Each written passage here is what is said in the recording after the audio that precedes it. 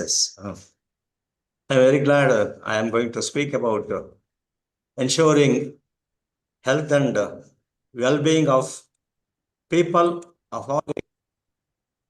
This is very important. I think already my predecessor, lecturers, resource persons have explained about the concepts of sustainable development. Actually, the concept of sustainable development is not new to this earth. In Western economic history, several earlier economists have coined the concepts of sustainable development, but in different wordings. And if you come to ancient India and Indian economic history, from the Bhagavad Gita, Chanakya's Arthashastra, J.C. Kumarappa's Economy of Permanence, and various other economists also have explained about the concept of sustainable development. The J.C. Kumarappa, Joseph Cornelius Kumarappa, in Wardha, when he was working with Mahatma Gandhiji, he wrote about the concept of economy of permanence. The concept of economy of permanence and the concept of sustainable development are synonymous concepts. Economy of permanence and sustainable development. The genesis of sustainable development concept, all of you know. Actually, this concept was coined, several economists claim that I am the originator of the concept of sustainable development. And if we go through the economic history of Western countries, Thomas Robert Malthus, Alfred Marshall, even Adam Smith also expand about the theme of the concept of sustainable development. Thomas Robert Malthus, a well-known British clergyman and son of famous personality of England, Daniel Malthus, very eminent at the age of 33, he wrote about the concept of sustainable development in different forums in terms of both food production and population growth. Daniel Malthus, he was very close to Rousseau as well as David Hume. As you know, David Hume is a very close friend of father of economics, Wealth of Nations, the author of Wealth of Nations, Adam Smith. So the concept, if you come precisely, then Thomas Veblen also wrote about the concept of sustainable development. Then Justus von Liebig, a very important economist of Western countries, also wrote various essays and papers on the concept of sustainable development. And you see, various economists claim that Lady Jackson, a London-based Institute of Environment Development, is said to be the originator, propounder, and developer of the concept of sustainable development.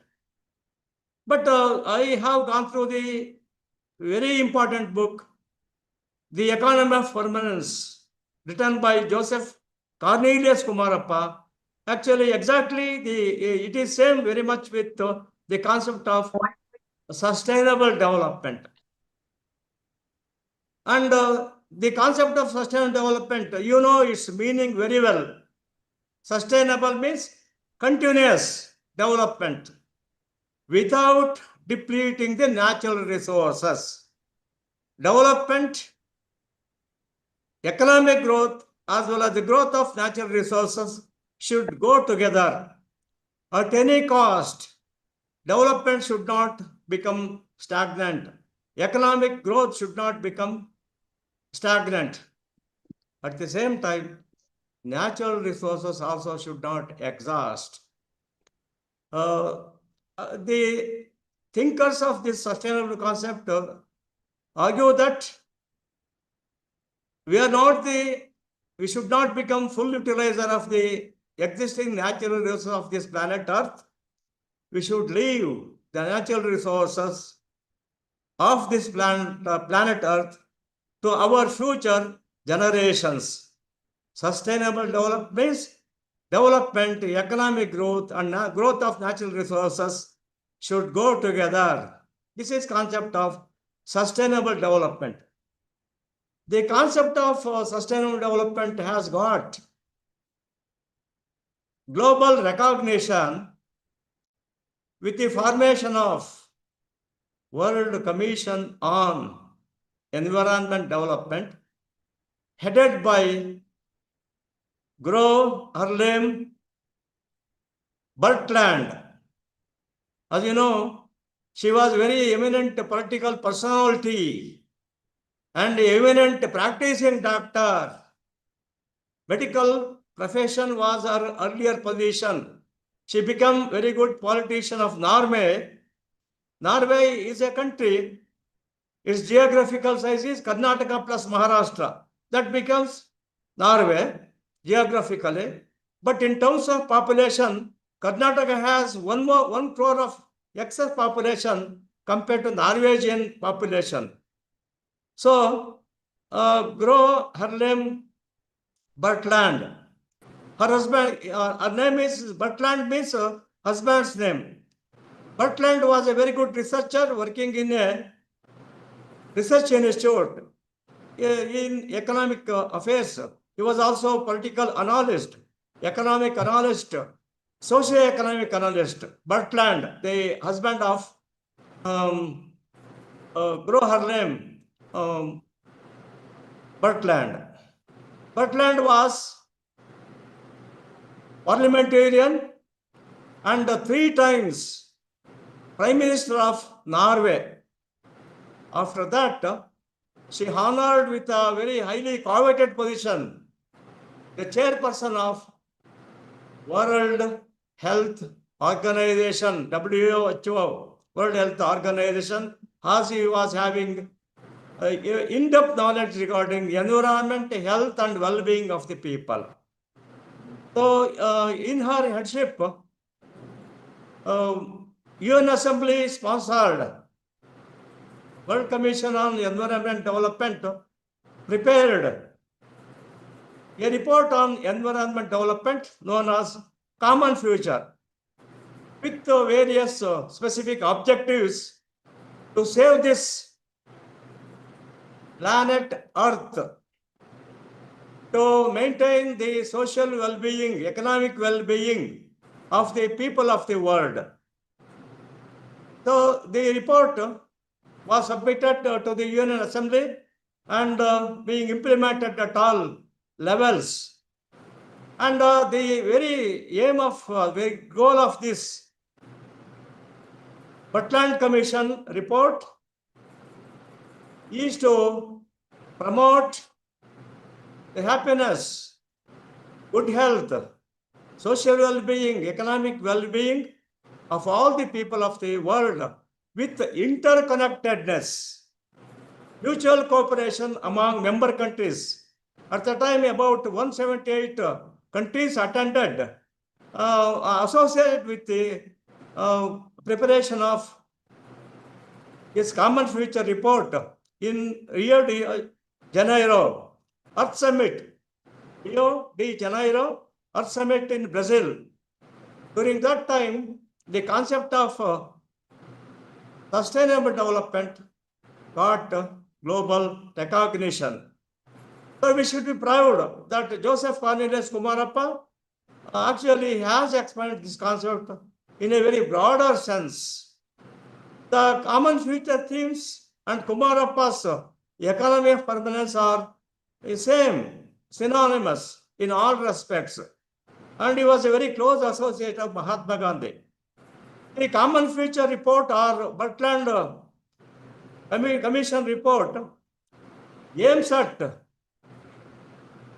eliminating or ameliorating various epidemic and non-epidemic diseases by the end of 2030. There are various types of diseases around the world. Health is very important. So the Common Future Report is giving importance to reduce the death rates of newborn children, maternal deaths, and the deaths of the children of the family below the ages of 5 and 6. At the same time, maintaining very good health of all people at all stages of the world. And there are various types of diseases around the world caused by pollution, noise pollution, air pollution, industrial pollution. These are all pollution. Water is being polluted, air is polluted, there is degradation of land, and killing of or destruction of forests, and pollution of rivers, pollution of tanks, pollution of cities, villages. So at all levels, due to increasing population, different kinds of pollutions have occurred on this planet Earth. Due to excess growth of population, expansion of urbanization, expansion of traffics, and expansion of other kinds of industries, agriculture, due to various reasons, the planet Earth is in difficulties, dangers of different kinds. So world leaders are thinking about how to eliminate all these problems being encountered by the whole planet Earth and the people living in this planet Earth. So, Burton Commission has given various suggestions for the solution of these problems. So, sustainable development aims at environmental protection. Environment and ecology, they are interconnected and interrelated. Environmental resources include forest resources, wildlife, then the origins of rivers and various herbs, animals, and timber for construction of buildings, and timber for furniture. In this way, forest resources are giving various benefits for the mankind, but the forest resources are destroying by the people of the earth. And the Butland Commission is very much concerned about the protection of forest resources in the world. And the environment means in the urban areas, all of us are experiencing different kinds of pollutions in the urban areas. Noise pollution of the traffics, vehicles, emission of carbon dioxide by the vehicles, continuous honking, horn of vehicles. Every minute, urban people have to hear obnoxious honking. Honking is highly dangerous for the mankind because eardrums are very sensitive, very thin. We cannot hear if we go on hearing honking noise of urban traffic. And another point is excess production of domestic wastages, water wastages, kitchen wastages, and continuous production of other waste materials. So, Brundtland Commission is very much concerned about all these things. And all of you know about the other goals of these global goals, Agenda 21 goals. There are 17 goals of this sustainable development. I am concerned with the goal 3, ensuring health and well-being of the people of all ages.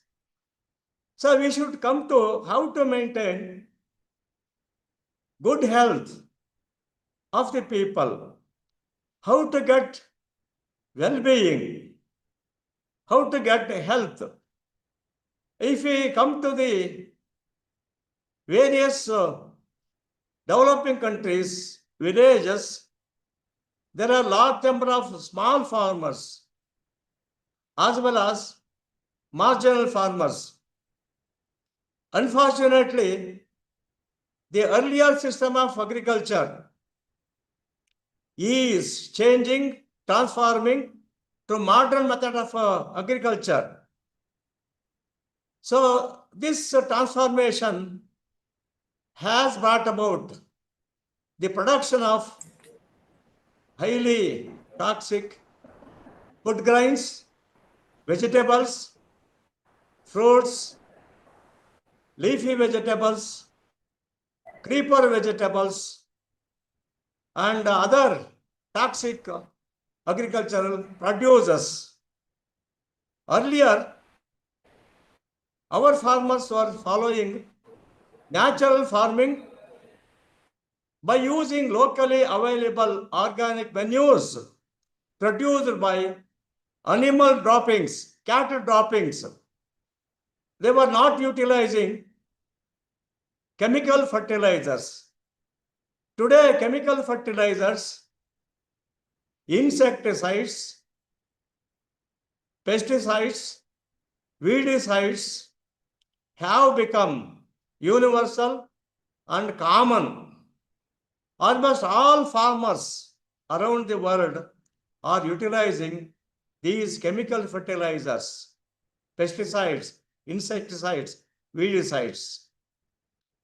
So these chemical fertilizers are highly toxic, transmogrifying.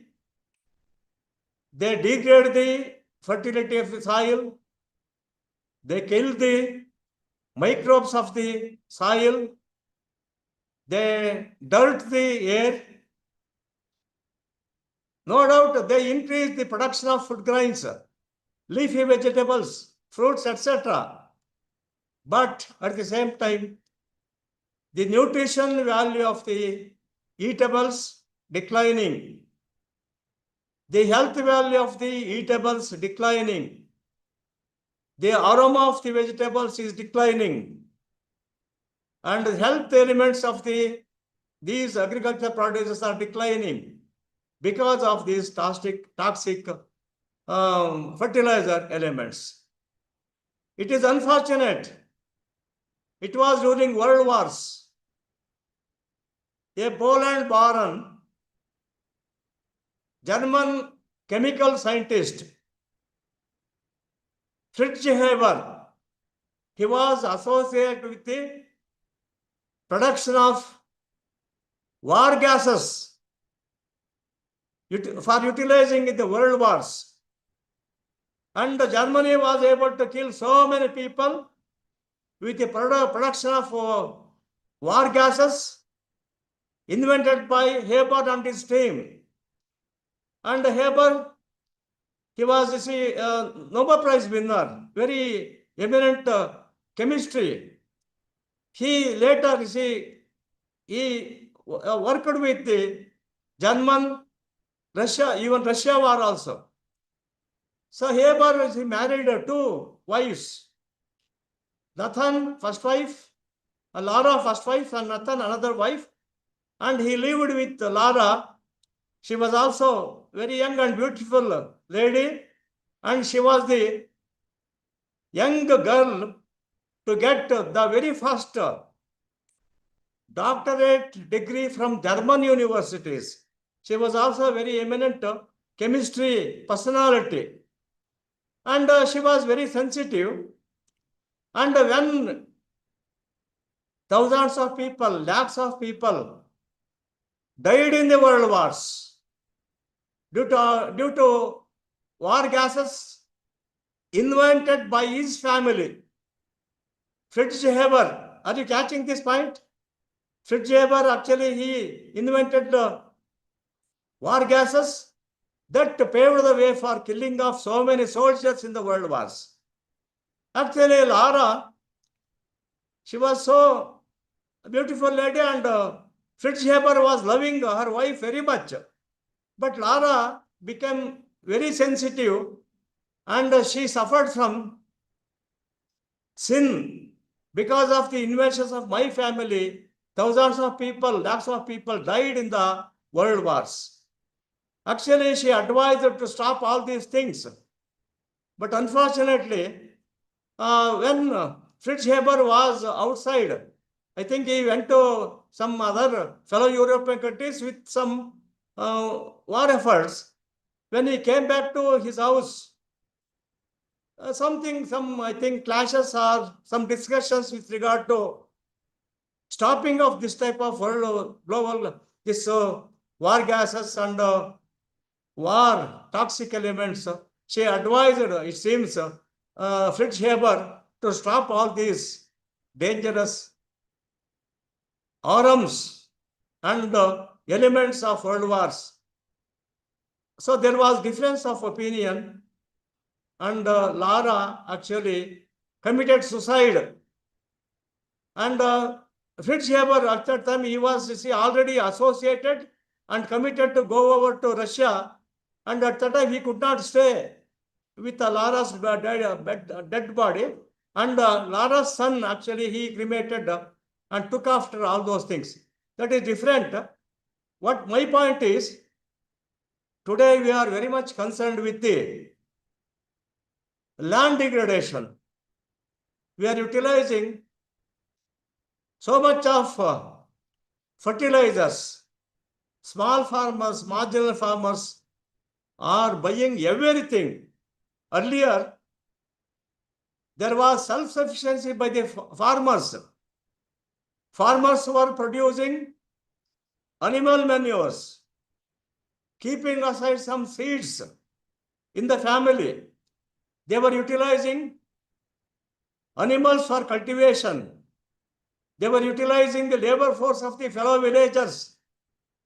They were selling their agriculture produces nearby shanties. So there was a comfortable life among the villagers.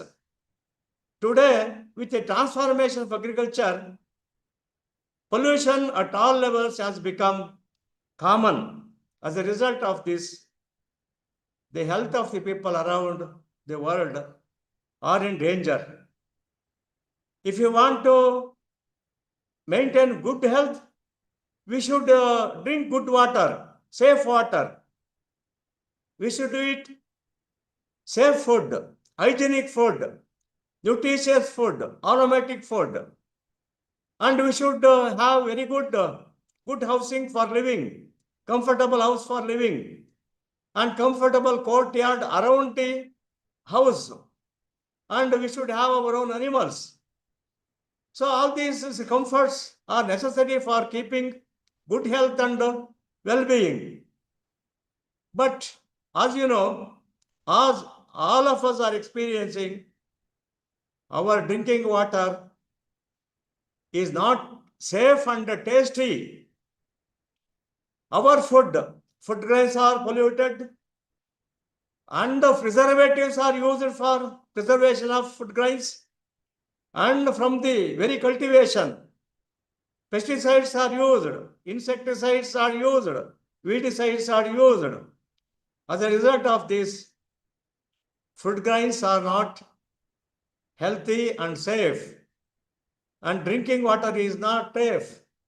Our breathing air is not safe.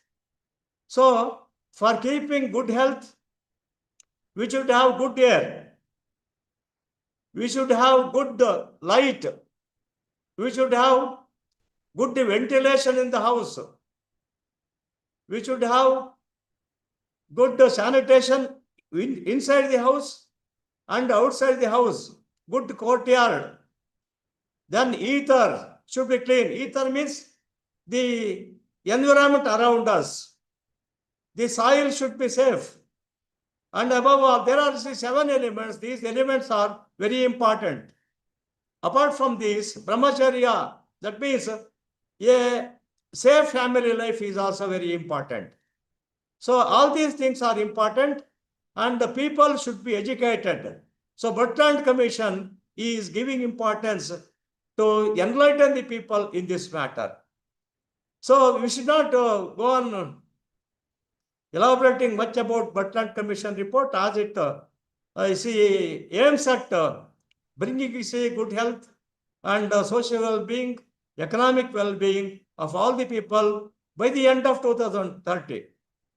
So how to save the health of the village people? Because the Bratland Commission is aiming at health, equality, justice, and good life for all the people.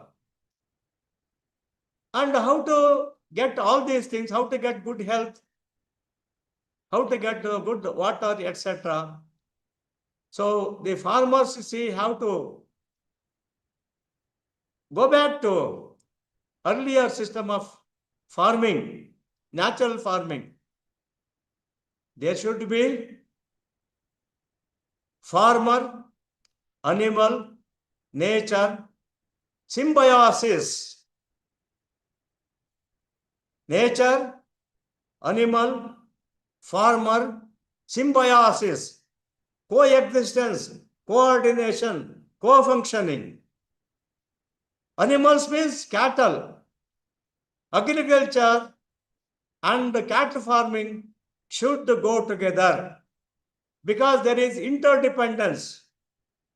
When there is proper symbiosis between farmer and animals, large number of benefits are available. So animals are giving amrita, milk, butter, curds, buttermilk, ghee, manures. And when they are giving birth to new cows, they can sell the cows and get income. And they are eating the fodder, family wastages, and giving urine, dung as manures. And all these things are helpful for getting highly nutritious food. Milk is called as nectar, amrit. And when farmers are drinking fresh milk, and when they are using curds, butter, ghee, it is helpful for them to maintain good health. At the same time, animals also helpful for cultivation of the agriculture. Then farmer with the utilization of manures, he can produce different kinds of agricultural produces. There should be agriculture diversity called integrated agriculture. Integrated agriculture means a farmer should carry on agriculture along with cattle farming, then poultry, then rabbit rearing, and other animals. And at the same time, we should grow food grains, pulses, oil seeds, leafy vegetables, honey, fruits, and tubers, that is different kinds of vegetables. All these things are very important for the farmer to get good food, safe food, tasty food, nutritious food, aromatic food. And he is not going to buy all these things. But unfortunately, most of the farmers today are buying everything. We should understand Bhumi Tayi or Mother Earth is a giver, not a taker. Giver means with the help of Mother Earth, it is possible to get everything. Farmer need not buy anything. But unfortunately today, farmer is buying everything. Tractors, seeds, fertilizers, then other modern method of cultivation, pesticides, by spending huge amount of money through borrowed funds. As you know, as the Thomas Robert Malthus has told, even if we go on using more and more inputs, up to some point land is increased in the production. After that point is reached, even if we go on using more and more inputs, fertilizers, etc., agriculture production is not going to increase. But you see, most of the several agricultural farmers are ignorant of systematic and scientific method of cultivation.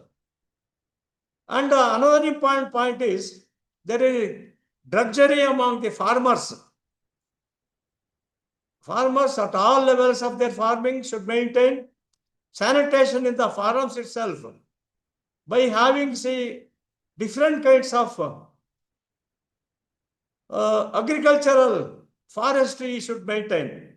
Agricultural forestry means around the fencing there should be soap nut creepers.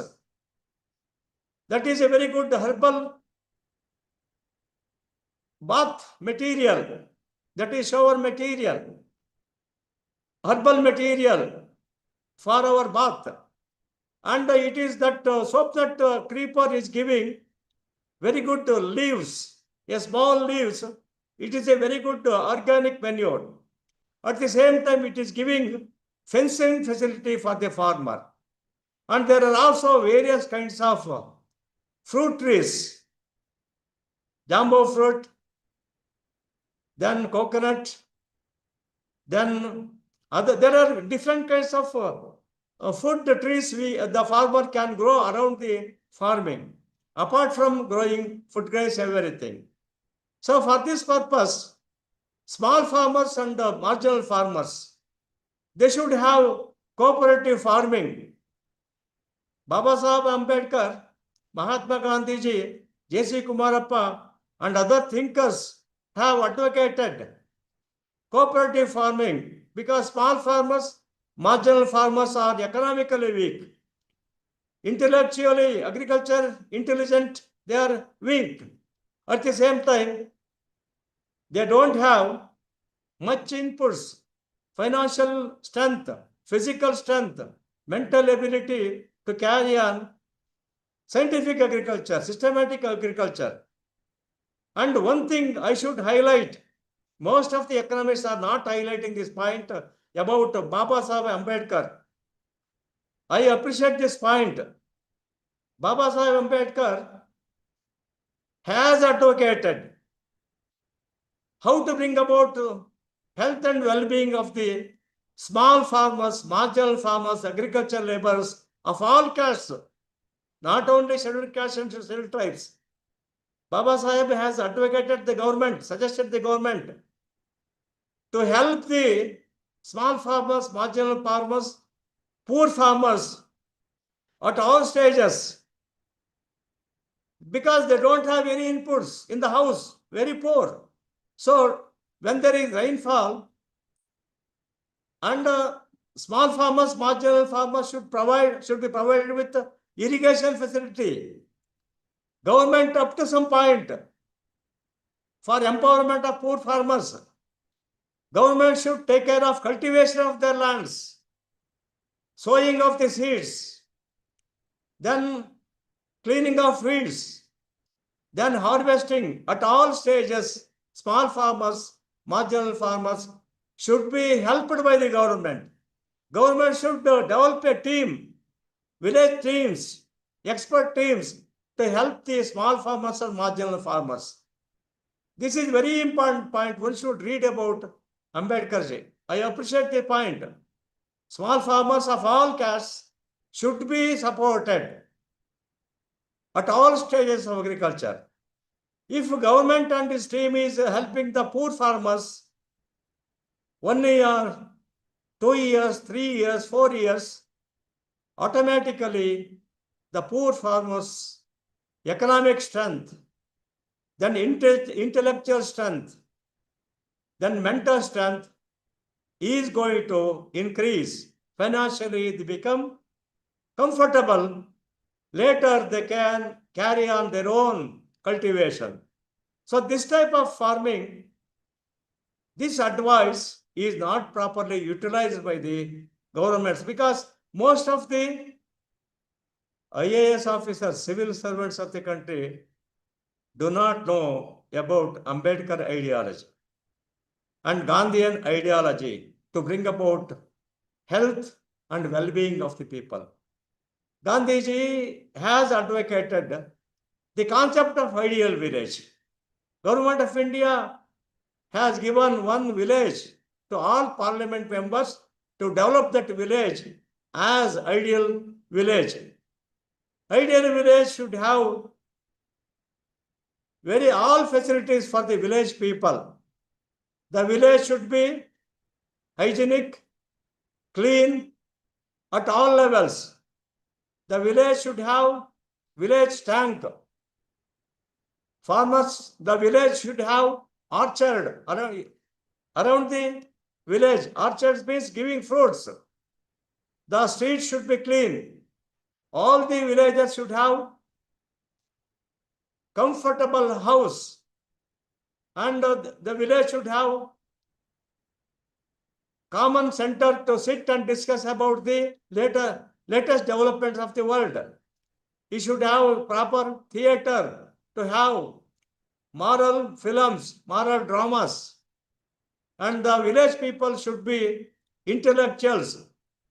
They should maintain personal hygiene, cleanliness at all levels. House should be kept in clean condition. There should be very good ventilation. The villagers should grow all the food grains, all the eatables, all the dairy products. They should produce on their own. At all levels, they should have self-sufficiency. This is possible with the development of ideal village. Then Gandhiji has advocated cooperative cattle farming.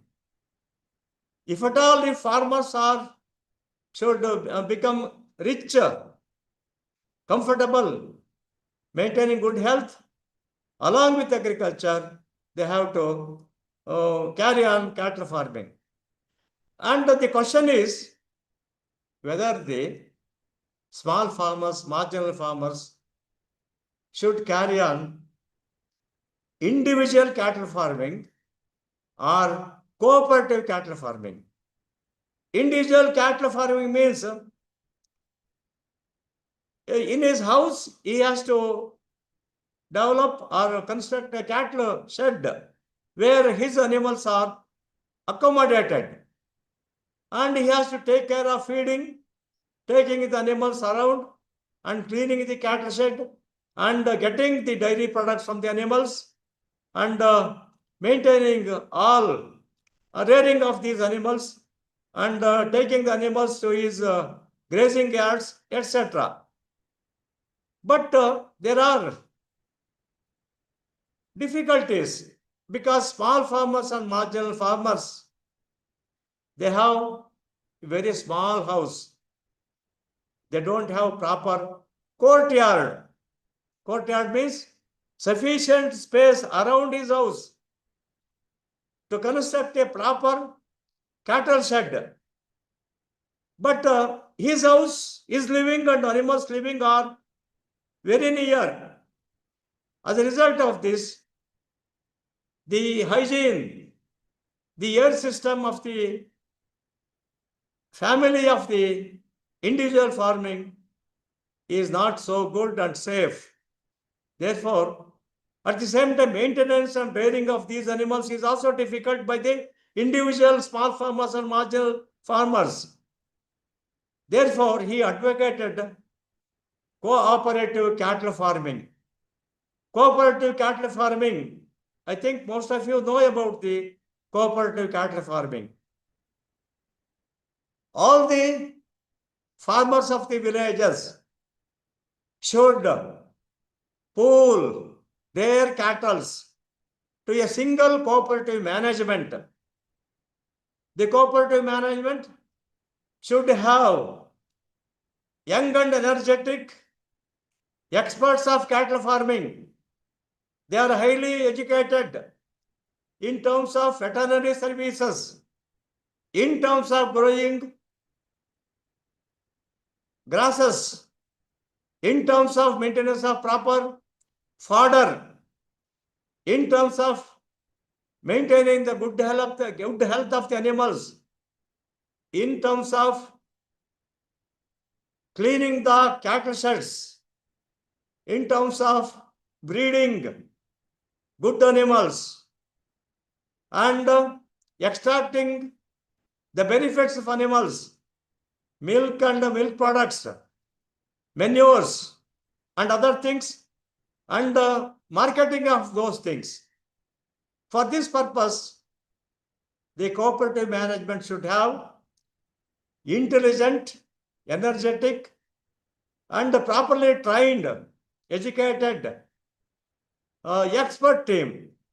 Not only that, they should have service mind, honesty at all levels. So cooperative cattle farming naturally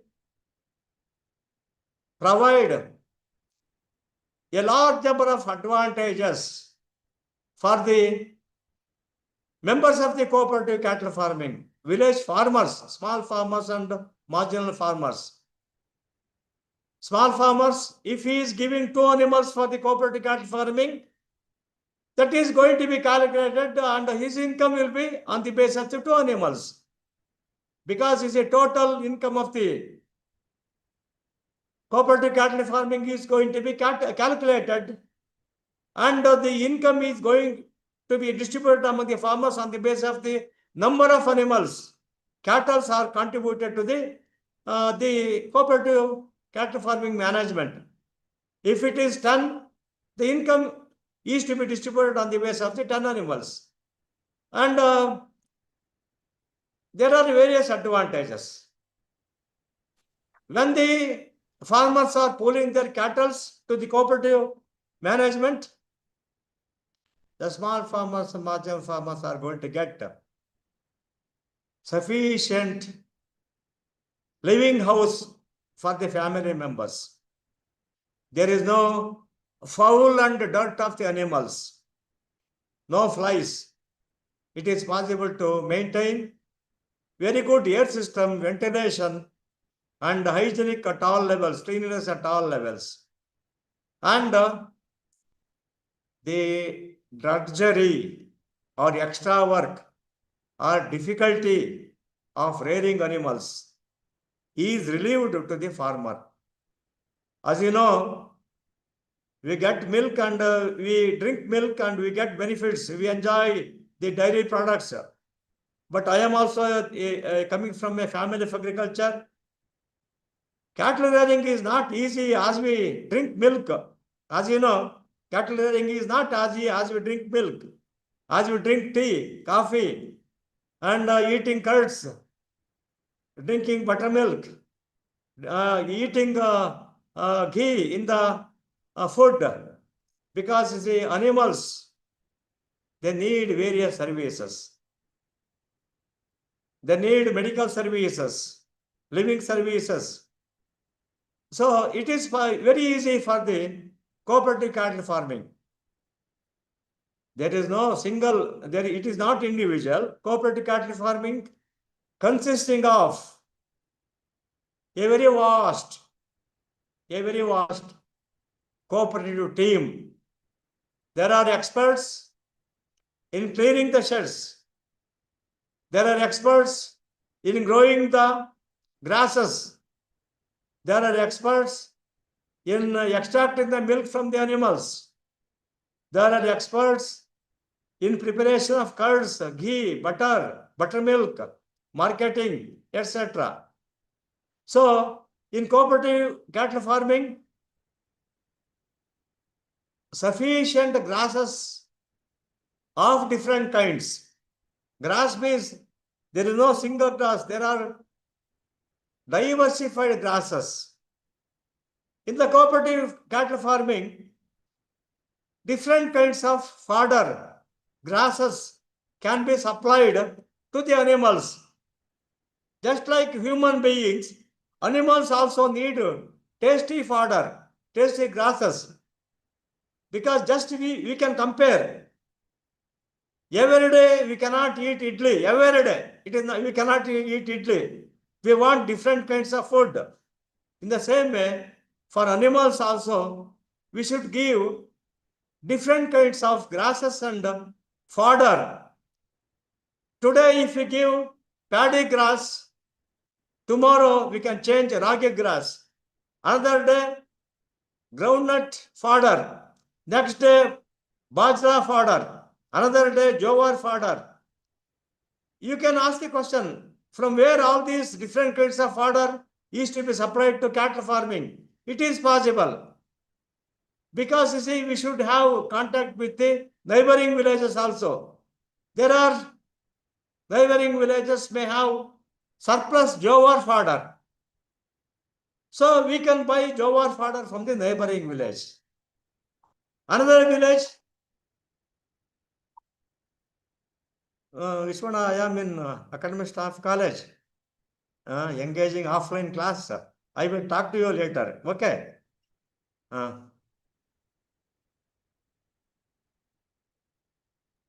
My point is, it is possible to give animals different kinds of fodder so that the taste buds of the animals improves. At the same time, it is possible to have the good quality of milk.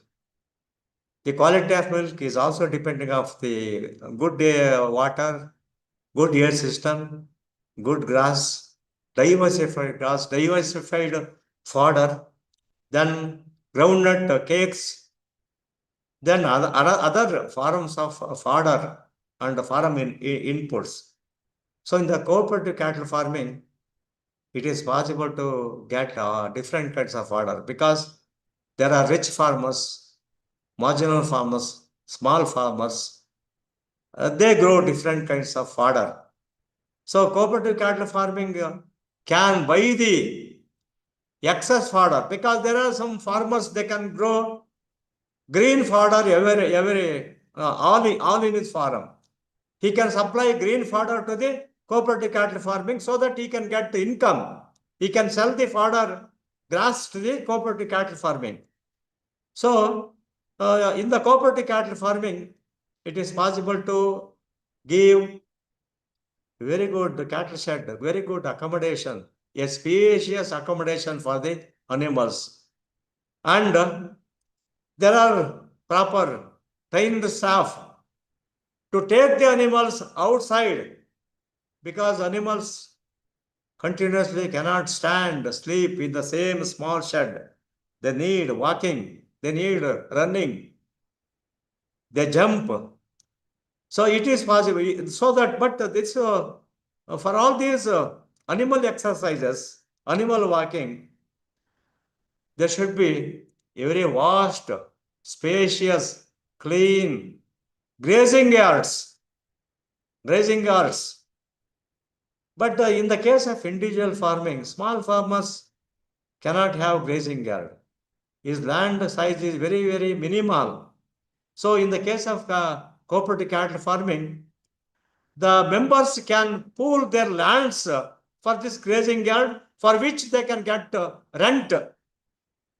When they have given their land for as grazing yards, they can get rent for that, extra income. So animals have to be exercised. Animals have to be given proper treatment, medical treatment. Animals have to be given other services. And Gandhiji advocated that there should be one very good ox to take care of other animals for procreation of the animals. So this stage of cattle farming is highly helpful. Another thing is animal farmer symbiosis. Then today the problem with agriculture is using high yielding varieties of seeds, purchasing from for other companies. Then in the case of animal farmer symbiosis, there should be proper cooperation among them.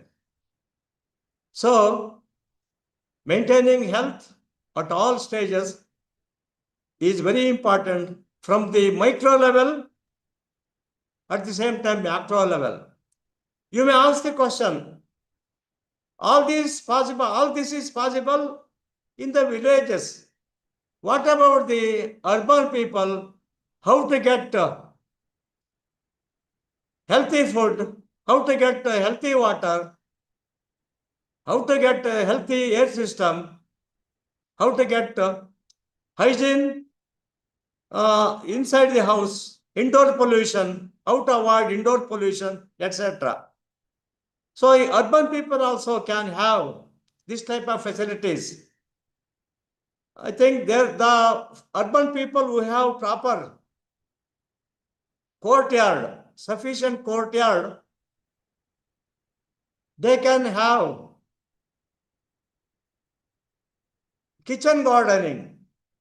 This is very important. Kitchen gardening. Kitchen gardening is very amusing, interesting, and healthy activity for the urban people. There are working people, there are retired people in the house. And children also during Saturday, Sunday, holidays, they can spend their time in the kitchen farming. In the kitchen farming, the urban people can grow different kinds of fruits. For example, guava fruit. As you know, guava fruit very rich in vitamin C, highly tasty. You just get the guava fruit from the tree, wash it, and cut into slices, sprinkle some salt, pepper powder, take the fork and eat it. You enjoy eating a fresh guava fruit. And as you know, guava fruit, in the urban areas, a farmer can grow a guava fruit, for example. Every day, the tree is going to give fruit to the family members. So in the kitchen gardening, it is possible to grow different types of fruit trees. Papaya. Papaya is also giving fruit. Sometimes every day, sometimes weekly, sometimes monthly. And every day we can utilize the benefits of papaya. When there is season of fruits, we can take the fruit and eat. When there are no fruits, only nuts are there, we can pluck the ripened papaya nut and use it as vegetable. This papaya vegetable is good for a very good accompaniment for our food. Chapati, roti, then sambar, etc. So as vegetable, papaya can be used. Then curry leaves. Curry leaves not only nutritious, a well-known aromatic leafy vegetable.